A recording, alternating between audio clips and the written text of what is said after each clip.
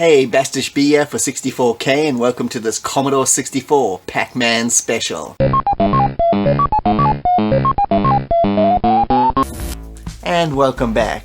So on today's episode we're going to have a look at all 6 official Pac-Man games on the Commodore 64. We're also going to jump back a little bit and check out the arcades that inspired them. So let's not waste any more time and jump back to 1980. It was a year when arcades were really starting to take a massive foothold in the video games industry, becoming the premier place to play the latest and greatest products video gaming had to offer. However, since its short inception, arcade games had become instantly synonymous with teenage boys and adult men, accounting for most of its audience, until Japanese game designer Toru Iwatani stepped up to the plate. He was the designer and producer of many classic Namco games, from Rally X to Pole Position, and so much more. He wanted to make something that everyone could play and enjoy together, as well as attract the non-existent female market to the fold. In the late 70s, video game arcades, which in Japan were called game centers, were just playgrounds for boys, and the only games on offer were brutal affairs involving killing of aliens. My aim was to come up with a game that had an endearing charm, was easy to play, involved lots of light-hearted fun, and that women and couples could enjoy. Thus, Pac-Man was born and released in 1980 by Namco, with its simple to pick up and play mechanics, catchy music,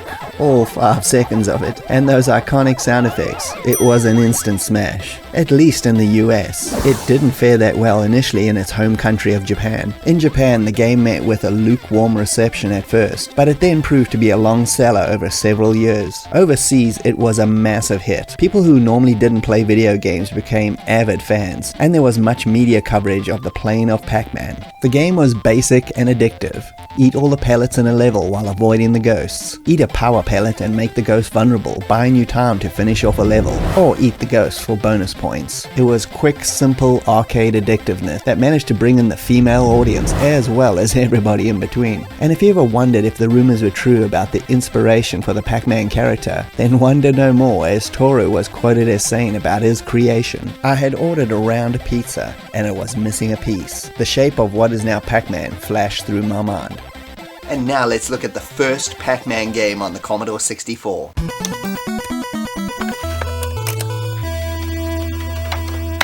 The Commodore 64 version of Pac-Man was released in 1983 by Atari Soft. They were actually responsible for a lot of quality C64 arcade conversions in the beginning of the Commodore's life cycle. Pac-Man was not one of their best, but it was still a decent conversion considering the other versions that were out there at the time.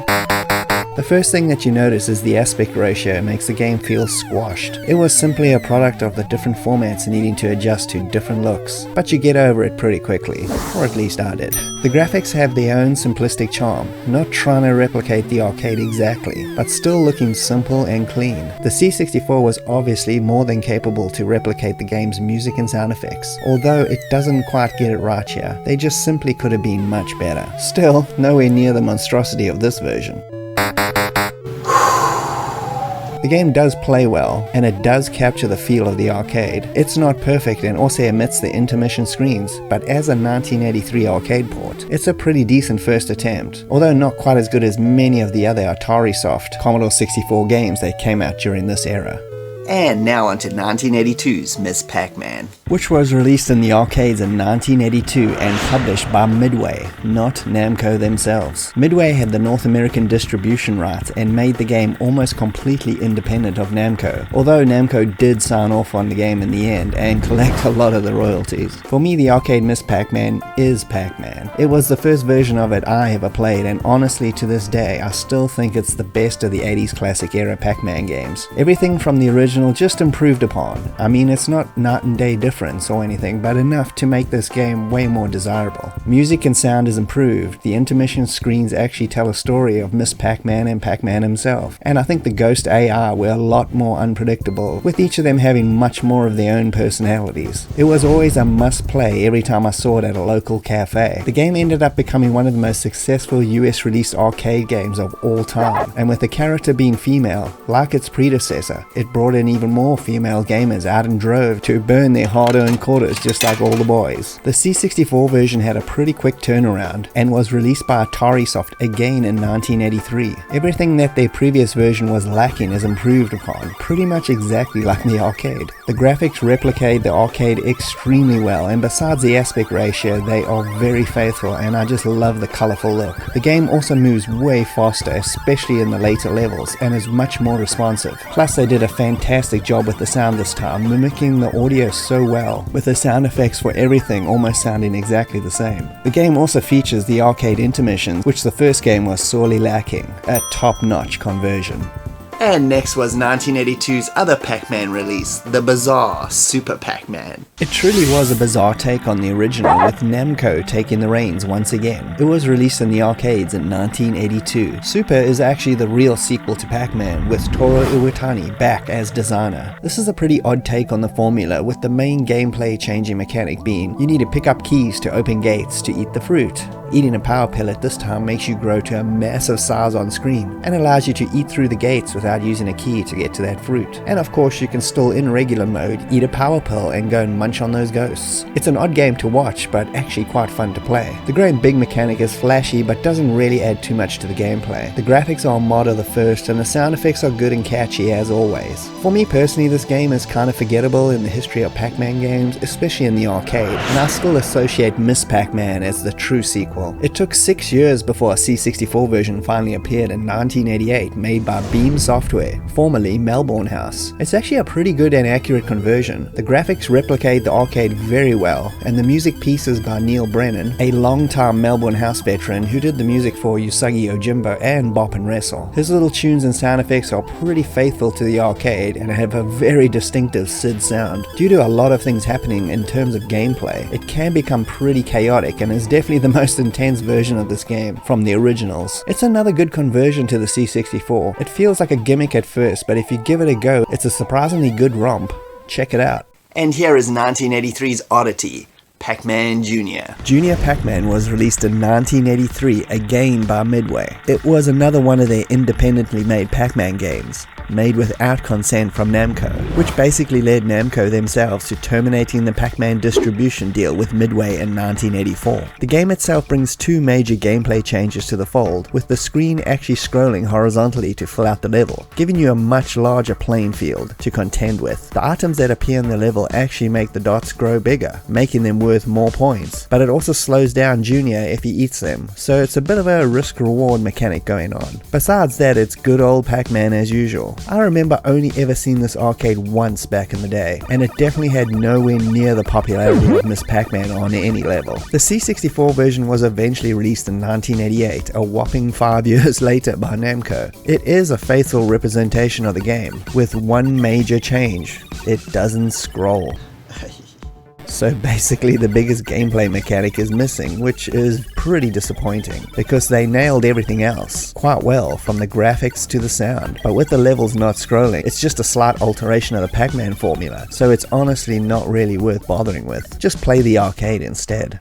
And now it's time for 1984's completely different look at the franchise, with Pacland. The Pac-Man franchise took a major left turn with Pacland, released by Namco in 1984. The game was designed as a side-scrolling action affair and was made to coincide with the release of the Hanna-Barbera Pac-Man cartoon that was being released in the US at the time. Even the main theme music was based on the show. Even though the game's perspective had changed drastically, it's still kind of the same. Make it to the end of the level by dodging ghosts and other obstacles while picking up fruit for bonus points. The goal is to return a lost fairy to Fairyland and then make it home to the Pac family. It features tons of dodging and platform style action, with great colorful and fun graphics and a pretty infectious main tune. It was a big hit in the arcades in both Japan and North America. Toru Iwatani has said in interviews that it's his favorite Pac-Man spin-off game in terms of concept and gameplay. He also said in an interview, it pioneered action video games in which the scene flows horizontally. According to its creator Shigeru Miyamoto, Nintendo's Super Mario Bros. Was influenced by Pacland. And back to 1988, which seems like the year of Pac-Man on the Commodore 64. We got Pac-Lands released by Grand Slam. Quicksilver did the port and did a fantastic job of this game, capturing all the aspects of the arcade very well. The gameplay is well balanced, the graphics do a marvelous job of capturing the colorful world of Pac-Land, and the Sid interpretation of the arcade tune is even better than the original, and done by Jason Brook, who did the only good thing in the Commodore 64 version of Outrun, aka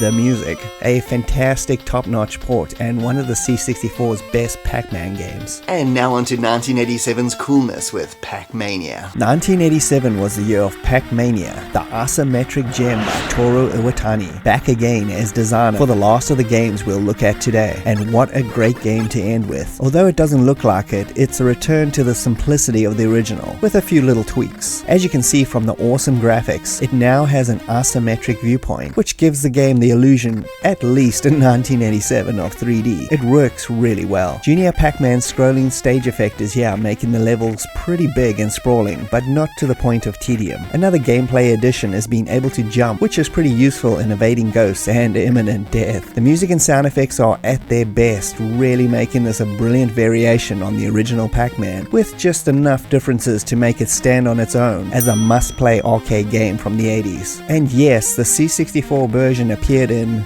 you guessed it, 1988, again published by Grand Slam. This is a solid port of the game that keeps all the elements intact. You have the intermission screens, pretty good graphics, not quite that shiny arcade or Amiga quality, but still good for a C64 release. The music was by the late great Ben Daglish. It's not his best, but they are fun enough to add to the game's charm, and the gameplay is on point and replicates the speed and frantic nature of the arcade, although you'll need to practice those jumps a bit to get the timing down. I think it's a nice fitting end to the C64 era of Pac-Man games, but I'll let Toru Iwatani have the final word on this. Pac-Man is the perfect video game because its design gives top priority to the player and to the spirit of service. Its guiding principle is fun first.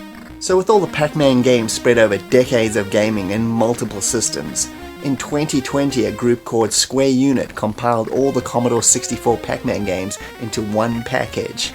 Let me just show you a brief look at this. This is a brilliant compilation on the C64 that puts together all the Commodore Pac-Man games in one package to celebrate Pac-Man's 25th anniversary. All 6 games I've talked about are here and presented with this awesome menu system and a cool SID soundtrack to play on your real C64 Mini or Maxi. Just one little note about these games, some of them are port 1 and some of them are port 2, so if you're a C64 veteran you know what I'm talking about. If you plan on playing these on your C64 Mini or Maxi, just make sure you have the latest firmware update, which allows you to switch ports on the fly in-game for a smooth gameplay experience. I'll leave a link in the video description to this excellent compilation download. And thanks for joining me, Bassish B, at 64K. I hope you had a good time.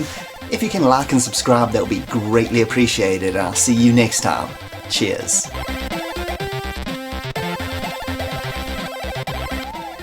I got one more life. I'm looking for fruit. You're looking for fruit? Yeah.